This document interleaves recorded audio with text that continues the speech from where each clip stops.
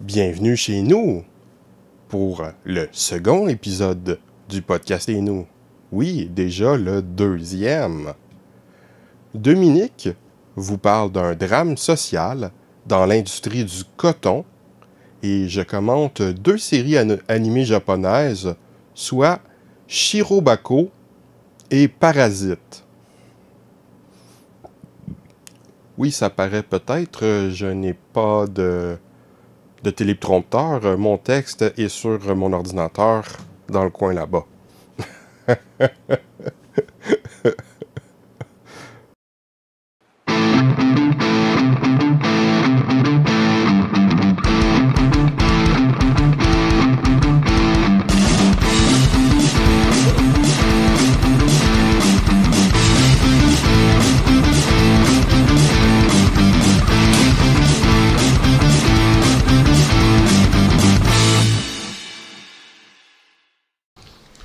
Voici le deuxième épisode du podcast des Nous. Donc, je suis Laurent. Et moi, Dominique. Nous sommes les Nous. Les Nous. Il n'y a pas de raison de ne pas suivre les Nous. Oui, vous devriez nous suivre. As-tu une idée de question, Dominique? Non, mais je suis sûr que tu as une idée, toi, Laurent. Oui. Qu'est-ce qu'on pense, nous, les Nous, de cette période électorale la plus longue de toute l'histoire du Canada? Qu'est-ce que t'en penses, Laurent? Je pense que c'est du gaspillage d'argent et une perte de temps de faire des élections aussi longues que ça, qui commencent durant l'été, une période où les gens s'intéressent pas à la politique. Mais Laurent, au moins on peut avoir des hamburgers et des hot dogs gratuits. Il y a plusieurs partis qui nous invitent à manger des épluchés, du blé d'Inde. C'est pas si mal quand même durant l'été. Ah oui, ça c'est une bonne idée, ça serait le fun. Je me suis pas fait inviter, moi. Tu t'étais fait inviter? Non, mais je pense que ça serait une occasion intéressante à faire. Mais je sais qu'il y a des épluchettes de blé d'Inde, pas commandités, mais avec des députés. Ah ben, c'est le fun, c'est un repas gratuit. Toujours bon à prendre. Ouais, c'est toujours cool. Les Nous vous parlent de la société. Donc, on va maintenant commencer avec le vrai jus de ce deuxième épisode du podcast des Nous, avec la formidable chronique sociale de Dominique. Merci Laurent. La dernière fois, on avait discuté du cas d'Omar Khadr. Cette fois-ci, j'ai décidé de vous parler d'un autre reportage qui a passé il y a à peu près un mois à la CBC. Il s'agit de Made in Bangladesh. Donc, si je vous présente un peu le reportage, c'est un dessinateur de vêtements qui décide d'aller visiter l'endroit où l'on conçoit son chandail. Ouais, il a inventé un chandail. Et là, il décide d'aller voir où sont fabriqués ces chandails. Puis quand il se rend à destination, il est comme un peu sous le choc quand il prend compte de la situation. Il se rend compte que les conditions de travail sont horribles, le salaire est très bas, les heures sont élevées. Souvent les gens peuvent travailler durant des longues heures. On voit aussi l'eau qui est usée. Pour faire la production des vêtements, on doit utiliser des produits chimiques puis de l'eau. Puis ces eaux-là sont après ça renvoyées à air libre. Okay. Donc il y a beaucoup de dégâts au niveau de l'environnement. Ce qui arrive aussi, c'est que les personnes travaillent dans des locaux de misère, dans des bâtiments qui risquent à tout moment de s'effondrer. Il y a eu, si je me rappelle bien, en 2013, il y avait 500 personnes qui sont mortes au Bangladesh lorsqu'ils travaillaient. Oui, si je me souviens bien, j'ai déjà entendu parler que il y a beaucoup d'entreprises d'usines comme ça au Bangladesh où les bâtiments sont pas bien construits, il y a des dangers que ça s'écroule ou que ça passe au feu et qu'il n'y a pas vraiment de chemin sécuritaire pour sortir de là. Puis souvent, quand ces choses-là se produisent, on pousse les employés à continuer à travailler en se disant « Oh, il ne va rien se passer. » Tout à fait, Laurent, tu as tout à fait raison. Je pense que j'avais vu aussi que il y avait eu comme un accident, un feu à l'intérieur des lieux. Mais les portes étaient... Pas les portes, mais les gens ne pouvaient pas sortir parce que tout était fermé. Les fenêtres étaient grillagées. Donc, il n'y avait aucune chance pour... il n'y avait aucune chance pour que ces gens-là puissent survivre. Donc, lorsque j'ai regardé le documentaire, ça m'a fait réfléchir sur la provenance de mes propres vêtements. Je suis sûr que toi, Laurent, t'as des vêtements qui viennent de l'étranger ou en majorité peut-être en Asie. C'est clair, j'achète mes vêtements parmi les moins chers parce que j'ai pas beaucoup d'argent. Ouais, c'est ça. Ben, beaucoup de gens font ça, mais même si tu veux acheter des vêtements plus chers, des marques griffées, souvent la production se fait en Asie ou en Afrique. Moi, ce que j'ai fait, c'est que j'ai un peu fait un dénombrement de mes vêtements. Tu sais, j'ai des shorts Adidas qui viennent d'Indonésie, des shorts de 2.0 du Bangladesh, des pantalons Columbia du Vietnam, un pantalon qui vient de Chine, un chandail Chaps Lauren de l'Inde, Nautica, Vietnam, puis j'ai un chandail aux clés qui vient du Honduras. Donc, quand je regarde ça, ça me fait réfléchir. Je me demande, c'est un peu intéressant de se demander comment la production est faite. Surtout que comme je l'ai dit tantôt, 90% des vêtements qu'on porte, ils proviennent de l'étranger. Fait que ça crée chez moi un malaise. Mais ça m'a poussé à faire une petite recherche personnelle. Puis par rapport au monde du vêtement. Donc avant ça, au début des années 70, les vêtements étaient conçus plutôt les vêtements de masse qu'on appelle étaient faits surtout en Inde et au Pakistan. Mais avec le temps, ça s'est délocalisé en Chine. Mais maintenant, c'est moins le cas. Les vêtements sont moins conçus en Chine. Parce que là, après un certain temps, les coûts de production ont bondi. Parce que les Chinois ont demandé des meilleures conditions de travail. Donc aujourd'hui, pour produire la production ou les coûts de production, au niveau de la main-d'œuvre, c'est entre 55 sous à 90 sous de l'heure, ce qui est risible. Mais ce peu d'argent-là, mais c'est déjà trop élevé pour ceux qui font les vêtements. Donc, ils décident de se rendre comme la compagnie la deuxième mondiale, H&M, a décidé de faire délocaliser pour aller au Bangladesh, comme on a parlé tantôt, puis aussi en Éthiopie. Ouais, c'est un véritable drame de la société. Ouais. Toutes les entreprises se délocalisent comme ça, mais ils veulent aller où est-ce que c'est le moins cher. Maintenant, c'est dans ces pays d'Asie-là.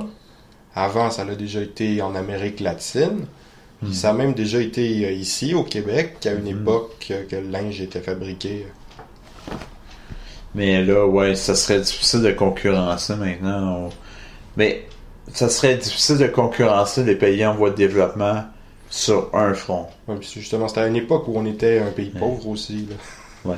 Mais j'ajouterais comme je t'ai dit, sur un front, comme je vous dis, plus que sur un front, c'est les comment dire, c'est les vêtements qui sont appelés de masse. Ça veut dire qu'ils sont de qualité moindre.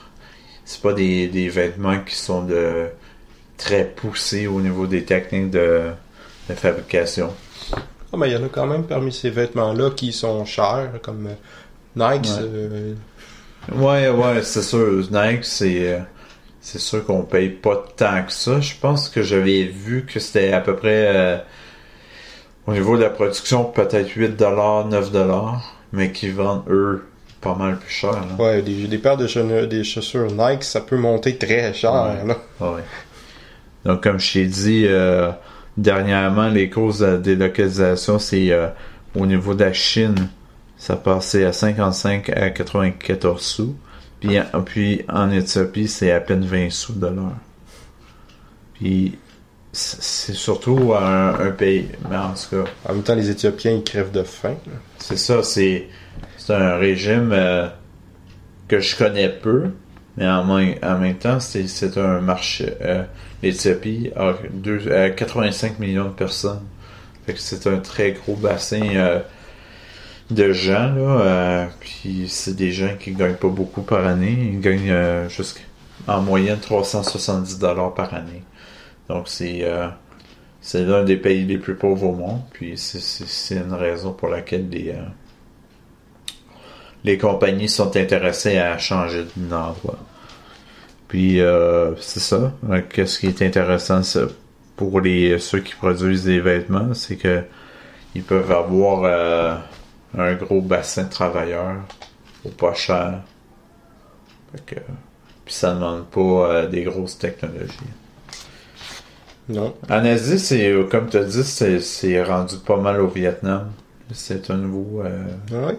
un petit dragon. Et on produit beaucoup de vêtements au Cambodge. Ouais. Un autre élément intéressant, c'est de voir un peu la dynamique entre les pays en voie de développement puis les pays d'Europe ou d'Occident. C'est sûr que qu'est-ce qu'on considère? On considère souvent qu'il y a une concurrence qui est anormale. C'est qu'en fin de compte, il y a plein de raisons qui font en sorte que si on produit en Occident, on ne pourra jamais atteindre le même prix de production que celui des pays en voie de développement. L'avantage pour les pays en voie de développement, c'est ils produisent en quantité énorme parce que c'est surtout pas de gamme.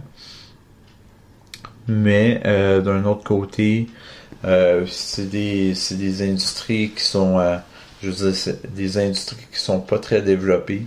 La structure de développement est surtout en Europe ou en Occident.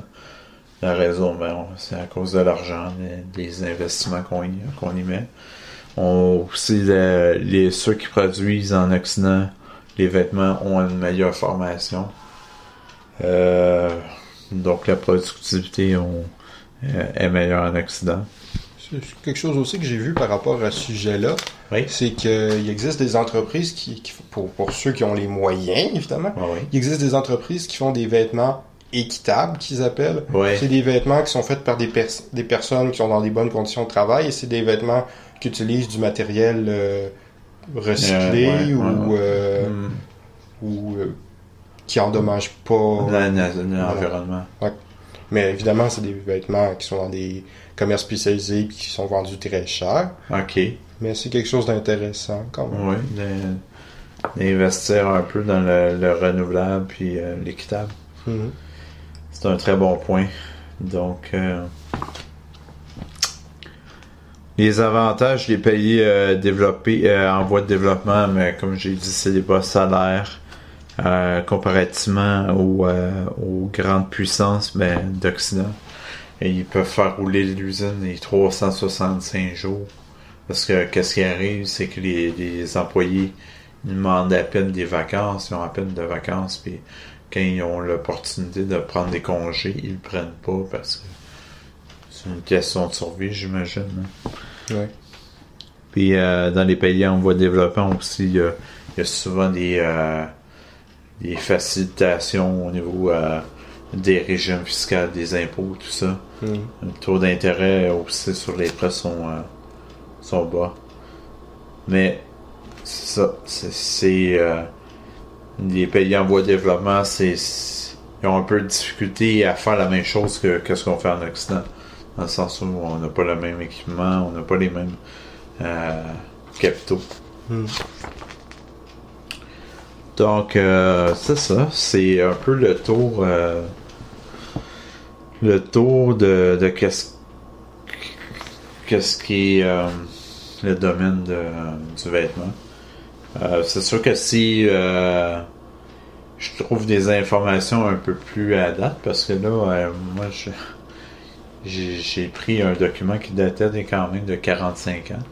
De 1971. Ouais. Donc, il y a quand même des petites différences au niveau des pays qui étaient, comme par exemple, à l'époque, la Corée, puis l'île de Formose, je pense, Oui. étaient principalement des producteurs textiles. En fait, si je me souviens bien, Formose, c'était l'ancien nom de Taïwan. Ah, ok. Si je me souviens bien. Ah, ça se peut bien. Donc, à l'époque, en 71, c'était les grands producteurs de textiles avec l'Inde, le Pakistan, certains pays de l'Afrique du Nord, comme c'est ça. Donc, la situation a changé, mais pas les conditions économiques n'ont pas changé nécessairement eux autres.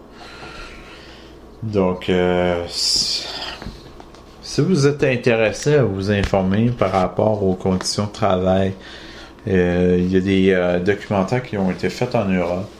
L'un de ceux-là, c'est Sweet Shop ou Atelier de la misère. Sinon, il y a un documentaire français qui s'appelle Les damnés du low cost. Donc, je vous suggère d'aller les voir. Puis, si vous avez envoyé, si vous voulez commenter, vous pouvez nous envoyer des questions par rapport à ça. Ah, c'était vraiment intéressant. Merci. Alors, pour faire ce reportage, je me suis basé sur une étude de la revue Politique étrangère, écrite en 1971 par Pierre Glin. Le titre de l'étude est L'industrie textile et les problèmes du tiers-monde. J'ai lu aussi un article qui s'appelle Le prix payé pour nous habiller. Bienvenue dans le monde des ateliers de misère. Ça a été écrit le 4 mai 2013 par François Desjardins. Voici maintenant la chronique culturelle. Parce que nous autres, on est culturés, man. Aujourd'hui, je vais vous parler de 2 dessins animés japonais que j'ai vus il n'y a pas tellement longtemps. Mais avant ça, je vais vous parler d'une chose plus relativement d'actualité qui est très intéressante. Il y a quelques semaines, il y a un jeu vidéo amateur très intéressant qui s'appelle Dark Souls. Qui s'appelle Dark Souls.ace 2 qui est sorti dans une version traduite en anglais. Le jeu était déjà disponible en français. Ce jeu est une perle artistique indéniable, un monument de culture. Donc tu dis Dark Souls? Ouais. Vous pouvez... D'ailleurs, ça n'a rien à voir avec le jeu Dark Souls, un genre de jeu bien connu. Ça n'a rien à voir avec ce jeu-là. Donc, vous pouvez trouver la version anglaise de ce jeu sur le site darksoulspointtumblr.com. Et la version française est trouvable aussi sur Internet. C'est un jeu de quel type, Laurent? Un jeu expérimental. Ça peut difficilement être décrit autrement. C'est une expérience à vivre. Ah oui. Est-ce que tu as eu l'occasion de l'utiliser? J'ai pas essayé la version anglaise, mais je connais la version française depuis un bon bout de temps. D'accord. Donc, après ce moment publicitaire, je vais y aller avec mon premier dessin animé japonais dont je vais vous parler. Qui est? Shirobako. C'est une série animée pour la télévision de 24 épisodes. C'est un dessin animé qui a pour sujet la production de dessins animés. Plus précisément, on suit la vie de plusieurs jeunes femmes ayant formé au collège un club d'animation, chacune voulant percer dans son domaine. Il y en a une qui voulait être il y en a une qui voulait être animatrice clé. Animatrice. J'essaye de faire le féminin de animateur clé. Ok. Pour ceux qui connaissent pas ce que c'est qu'un animateur clé, le travail d'animation se fait habituellement en plusieurs phases, dont notamment le travail d'animateur clé, qui consiste à dessiner les dessins principaux qui formeront la base de l'animation, et le métier d'intervalliste, qui consiste à faire les dessins qu'il y a entre les dessins principaux qui ont été faits par l'animateur clé. Par exemple, si on dessine quelqu'un qui baisse son bras,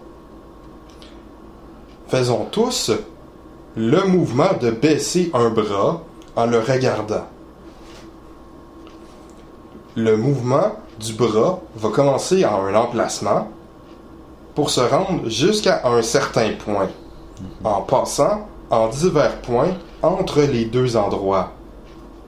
En dessinant les principaux points, on décide de l'allure générale du mouvement. Mais faire le mouvement entier serait beaucoup trop de travail, beaucoup trop long pour une seule personne. Voilà pourquoi il y a un intervalliste qui dessine les images entre les images principales. D'ailleurs, il est assez fréquent que le travail d'intervalliste soit fait en sous-traitance, en dehors du studio, possiblement à l'étranger tel qu'en Corée. Ce qui rejoint le sujet dont Dominique nous a parlé tantôt.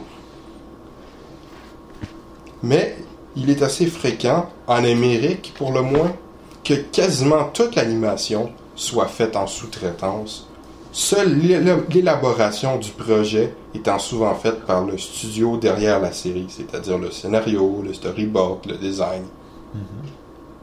Il est assez fréquent au Japon qu'un studio délègue à d'autres studios certains épisodes complets ou que la série soit carrément produite par un comité qui délègue les épisodes à travers tout un tas de studios.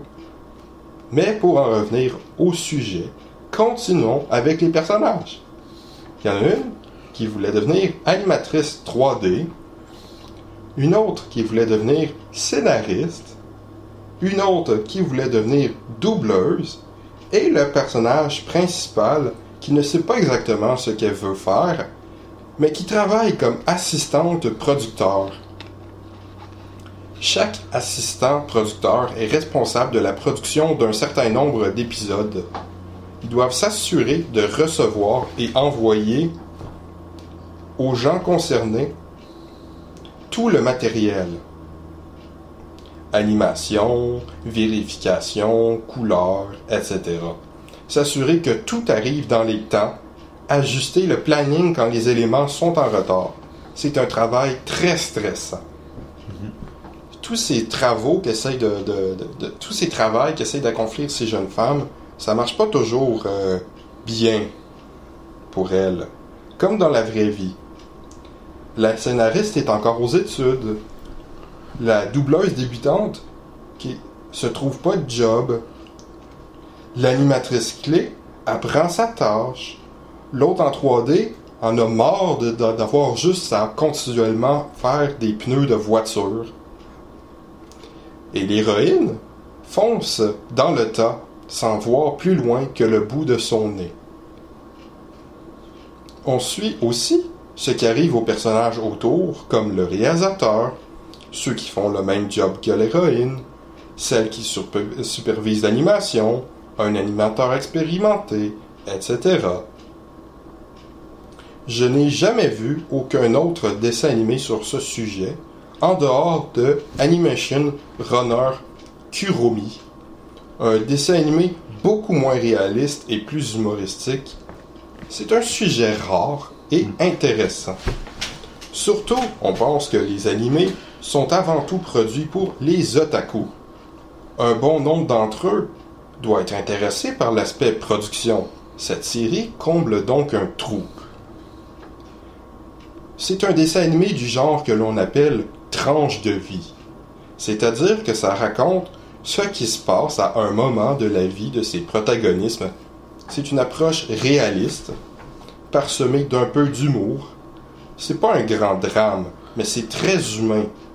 Pour être réaliste, la série semble être, pour avoir lu et entendu partout, que cette série est une représentation assez fidèle, apparemment bourrée de vraies anecdotes. Bien sûr, parfois on s'écarte un peu, il y a quelques gags qui sont parfois un peu tirés par les cheveux, des scènes de course, notamment une dans le premier épisode qui semble totalement hors sujet. Il y a aussi quelques scènes avec un ours et une poupée. Ah ouais. Bizarre. C'est spécial. Ouais. Spatial, on dit. Il y a aussi quelques moments dramatiques un peu accentués, surtout vers la fin de la série. Cette série se découpe clairement en deux parties. Puisque tout au long de la série, ils vont produire deux séries différentes. Au milieu de la série, on se demande pourquoi. Pourquoi est-ce qu'ils arrêtent de parler qu'ils arrêtent en plein milieu le sujet de la production d'une série pour aller vers la production d'une autre série dans la deuxième moitié de la série. Je répète pas mal le mot série.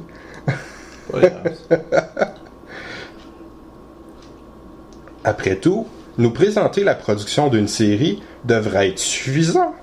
On aurait même pu y consacrer un peu plus d'épisodes, mais on se rend vite compte que cela a du sens. C'est pas seulement une série sur la production, c'est surtout une série sur les gens qui les font. C'est leur drame, c'est la situation des héroïnes et leurs personnes vont évoluer tout au temps de la série. Étant une tranche de vie, sans grande surprise, le style de la série est assez générique, mais pas mauvais. Le design des personnages n'a rien de renversant, mais n'a rien de moche et est plutôt fonctionnel. Il semble que les personnages sont peut-être un peu trop jolis ou stylés, mais c'est peut-être moi qui ai des idées préconçues. L'animation est étonnamment plutôt bonne. Il n'y a bien sûr pas tellement d'action animée, mais cela est bien fait. Il y a un peu d'effets numériques, pas terribles, mais moins que dans de nombreuses autres séries japonaises. Les couleurs sont réussies. Les musiques ne sont pas extraordinaires, mais elles auraient facilement pu être pires. Elles se remarquent tout de même un peu par moment. Les génériques sont notamment réussis. Je suis pas vraiment un grand fan de tranches de vie, mais celle-ci est très bien, avec un sujet intéressant, des personnages attachants, et généralement la série est assez travaillée. Un sens de l'intrigue assez réussi, quelques gags amusants par-ci par-là, une technique tout à fait honorable. Shirobako est tout nouveau. C'est trouvable en streaming et sûrement en vidéo dans un avenir pas trop lointain. Pour ceux qui n'ont pas écouté le premier épisode ou qui ne s'en souviennent pas, j'ai un système de notation. Je vais donner 5 à un chef-d'œuvre, 4 à un film réussi, 3 à un divertissement honnête, 2 à un film moyen, 1 à un film qui est à chier, et 0 à un film tel que par exemple quelqu'un qui filme une toilette en train de se faire tirer la chaîne au ralenti pendant 45 minutes. Ça t'est arrivé déjà de voir ça? Non, mais je donnerais 0 sur 5 à un film qui fait ça. Ok. Donc, pour cette série-là, je vais donner 3 sur 5. C'est très très très bien, mais c'est pas exceptionnel. Je recommande tout de même chaudement cette série à tous ceux qui s'intéressent à l'animation ou aux coulisses de la création. Amateurs de making-of, régalez-vous! Je vais maintenant parler de la deuxième série dont je vais vous parler. Une série qui est très différente. Et que ça me surprendrait beaucoup que ça intéresse Dominique. Peut-être. Donc, je vais vous parler de Parasite. Ah, en passant, j'ai oublié de préciser, Shirobako et Parasite ont en commun d'être des séries récentes qui ont commencé leur diffusion l'année dernière et qui l'ont terminé cette année. Donc, c'est très récent. Donc, Parasite, c'est une série, un autre dessin animé pour la télévision, en 24 épisodes, qui est basé sur un manga en 10 volumes qui date de 1988 à 1995. ce qui est pas récent. C'est une série que j'ai lue il y a quelques années. C'est étonnant qu'on fasse un dessin animé après tout ce temps. Ça fait pratiquement 20 ans, là. Ouais. Mais c'est un avantage, c'est que la série est complète. Donc, pour une fois, on va avoir un dessin animé japonais qui a une vraie fin. Très souvent, ça se termine de façon inachevée.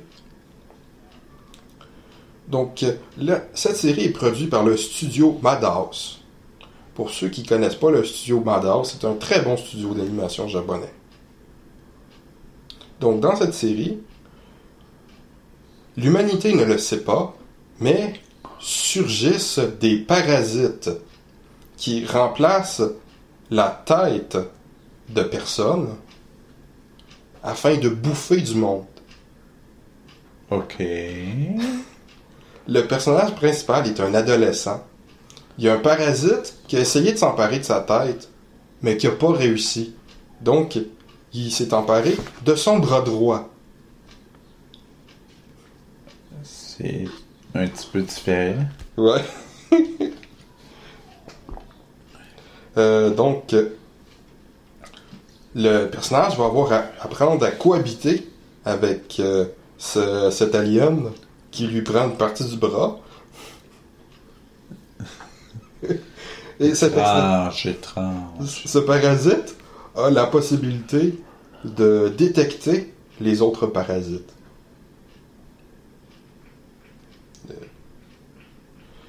Il n'y a personne qui sait que l'ado a été parasité. Son entourage le sait pas, sa famille le sait pas, ses camarades le savent pas, celles qui l'aiment le savent pas. La série est assez graphique, vu la nature de son sujet. Les parasites sont assez horribles à voir. S'entraîne un certain climat d'horreur, de violence, de gore. Quelques scènes sont dégoûtantes, par-ci par-là. Mais cette violence... Du gore, ça serait quoi, ça, du gore? C'est voir un cadavre en morceaux. Ok. C'est de la violence au maximum. Oui. Mais la violence ne prend pas toute la place. C'est pas vraiment une série ultra violente. Mais c'est absolument pas recommandé pour les enfants. J'imagine. Cette série est découpée en plusieurs intrigues. Elle commence par absorber son sujet dans les deux premiers épisodes qui servent d'introduction. On pense ensuite que ça va être une suite d'affrontements. Il y a un affrontement dans les épisodes 3 et 4 qui en laisse présager un autre. Et après ça surgissent des détournements d'intrigue. Une pour l'épisode 5, un autre pour les épisodes 6 et 7, un autre pour les épisodes 8 à 10, un autre pour les épisodes 11 à 12.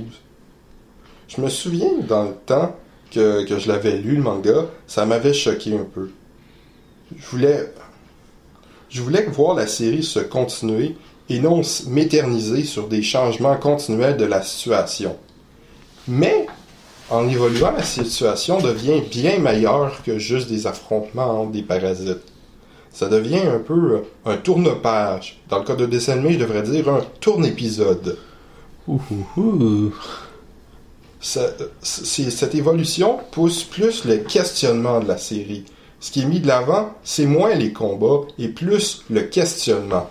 Qu'est-ce qu'un humain? C'est plus un thriller que de l'action. Les combats sont assez rapides et pas nécessairement géniaux.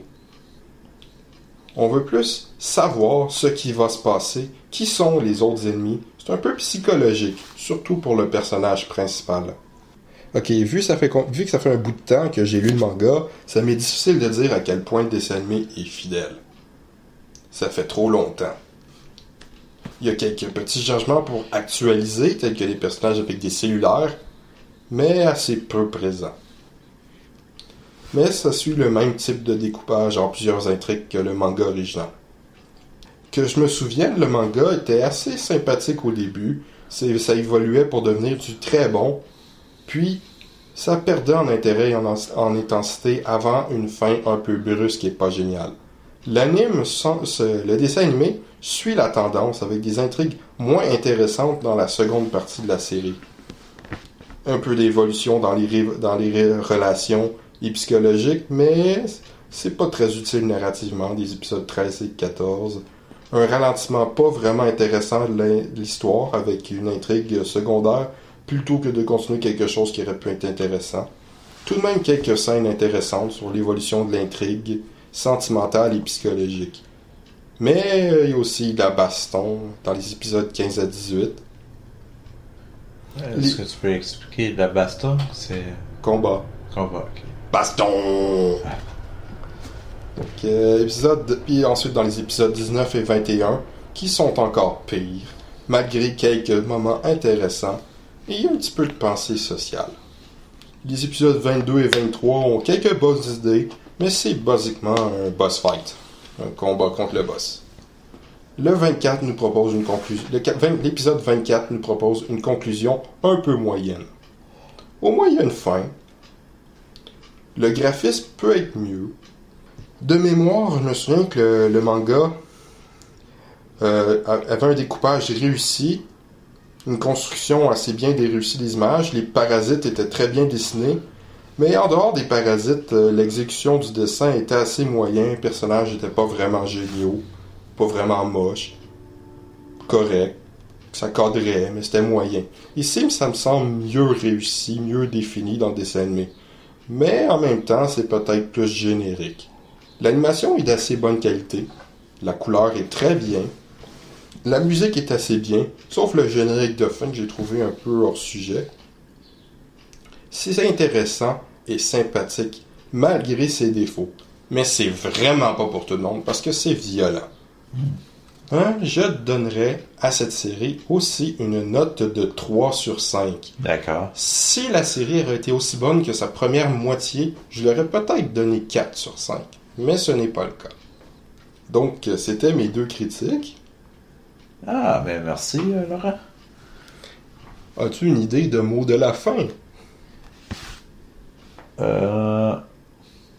La prochaine fois, on fait un benchmark sur les nouveaux Chip Lakes. Ouh! La prochaine fois, est-ce que vous voulez qu'on parle de Chip? Si vous voulez qu'on parle de Chip, écrivez-nous. Oui. Bon, et bien, à la prochaine, vous tous, nos fidèles admirateurs. Au revoir. Et à bientôt.